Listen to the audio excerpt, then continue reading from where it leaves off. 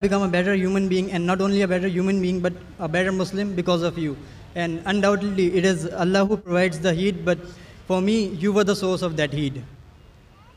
And my question is that first of all, jalqabarratti annama gaarii fi muslima gaarii khaniin tahee karaa keetiin dhugaadha qaceelluma rabbitu namaaf khanna garuu sababaan sihi gaafiin tiyya quraana irraa kan dubbisetti yeroo nabi Muhammad sallallahu alaihi wasallam sanitti warri dhiiraa dubartoota akka gabroonfatan ni hayyamaaf ni qaamalee wal qunnamtii saalaa akka isaanii wajjin raawwatan ni hayyama wanni kun kabajaa dubartootaa xiqqeessuun tahu wanni kun dubartootaafis ni hayyamamoo dhiira qofaaf hayyamame. The privilege was only confined to men. Brother, the question that obboleessi akka jeetti barana Muhammad sallallahu alaihi wasallam sanitti dubartoota akka gabraatti qabatu ni danda'ama. Isaan waliinis osoo gaa'ila raawwatiin wal qunnamtii saalaa raawwatu ni danda'ama. Maaliif hayyamame? Mirgi addaa kun maaliif kenname? Faallaa saniitiin hoo dubartoonni akkas godhuu ni danda'anii? Jee gaafate. Aayaleen Qur'aanaa muraasni tan haadha warraa teessanii fi warra isin jala jiran waliin wal qunnamtii saalaa raawwatuu ni dandeessan ja'aniitu jira. Warra isin jala jiran jechuun yeroo sanitti warra waraanarraa booji'amantu ture. Dhiiraas haa ta'an dubartoonni booji'amnaan gabra ta'an. Yoo aayaa Qur'aanaa xiinxaltee ilaalte suuraa Annisaa suuraa 4ffaa aayaa 25 irratti yoo dhalaa fuudhuu dandeetii hin qabaanne dubartii gabra taate fuudhaatii maharii isii bilisummaa godhaa ja'a. Yoo dandeetii fuudhuu hin qabaanne dubartii gabra taate fuudhaatii maharii isii ammoo bilisummaa godhaa ja'a. Kun waan nama gammachiisuu miti. have freedom as mahr. So you're it's encouraging. Gabrummaan akka dhaabbatu godhamee jira. Obboleessa gaafii xumurtee jirta. Walitti hidhata qaba jeeti. Gaafii hidhata qabu gaafatuudhaaf hiriira duubatti deebuu qabda. Gaafii gaafattee jirta. Gaafii ta'e dhageenye jirra. Yoo gaafii hidhata qabu gaggaafatte rakkoodha. Warra musliman taaneef ni hayyamna. Muslima taanaan ammoo duubatti deebi'i. Rakkoon qabu yoo jidduun gaafii hidhata qabu gaafatte yeroo silaa gaafii hedduuf nu tajaajilu nu jalaa fixxa. Warra musliman taaneef garuu xiqqoo garaan ni laafna.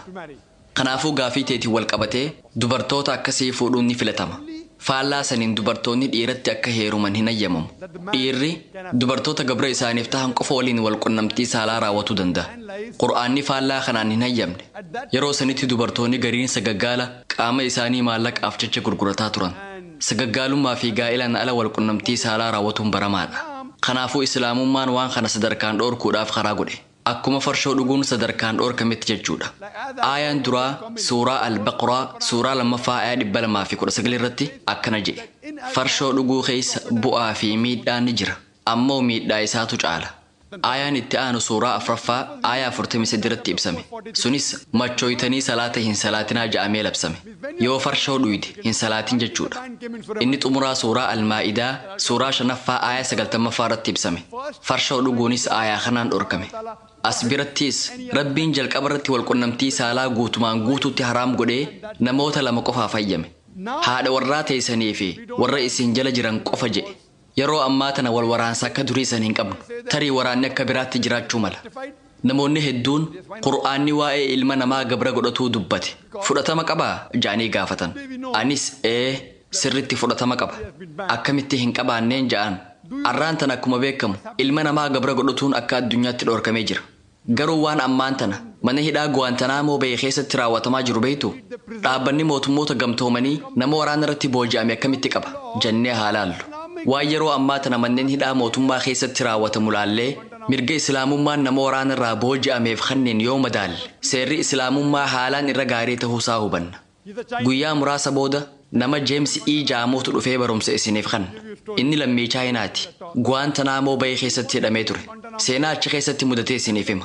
Sagantaa san irratti hirmaadhaa. Waan Guantanamo Bay keessatti mudatee fi hidhamtoonni haala kamiin akka dararaman yoo argitan ni rifattan. Yeroo ammaa tana booji'amaan ni hidhama. Seerri islaamummaa garuu gabri waraana irratti booji'ame mirga olii fi gaddaddeemuudhaa ni qabaa ja'a. Waraana irratti booji'ame garuu mirga sossohuu ni qaba. Kun seera ajaa'ibaati. Akka olii fi gaddeeman isaaniif hayyamamee jira. Garuu dhiyeessee gara biyya isaa deebi'uun hin hayyamamu. Yoo akkas godhe ari'amee qabama. Mee waan kana sirritti ilaalaa. Yeroo sanitti namni waraana irratti booji'ame sansalataan hin hidhamu. Waraana ammaan tana deemaa jiru irratti kaampii hidhamtootaa qabna. Dallayni isaa shiboo elektirikaati. Dallee san keessaa bahuu hin danda'an. Achi keessatti ammoo wantoota gurraaf suuqannee isaa ta'an hedduutu raawwatama. Hiraarfama karaa wal qunnamtii saalaatiin raawwatamu fa'aa achi dhageenya. Hamtuu hedduutu achi keessatti raawwatama. Kana beeytu seerri islaamummaan warra waraana irratti booji'amaniif karaa godhe. Seera dhaabbata mootummoota gamtoomanii seera Guantanamo Bay ni caala. Ilma namaatiifis isaatu irra gaariidha. Islaamummaan gaa'ilaan alatti walqunnamtii saalaa raawwatuu dhorkee jira. Yeroo sanitti ammoo addatti dubartoota harka keessan jala jiran waliinis raawwatuu ni dandeessan je'ee mirga addaa kanne. Wanni filatamaan akka Qur'aana irratti ibsametti bilisummaa akka maharitti kannuun isii fuudhanii waliin jiraatudha. Deebisaasiif kan jeetiin abdadha. Galatoon. Hayyoo obboleessa. Thank you, sir.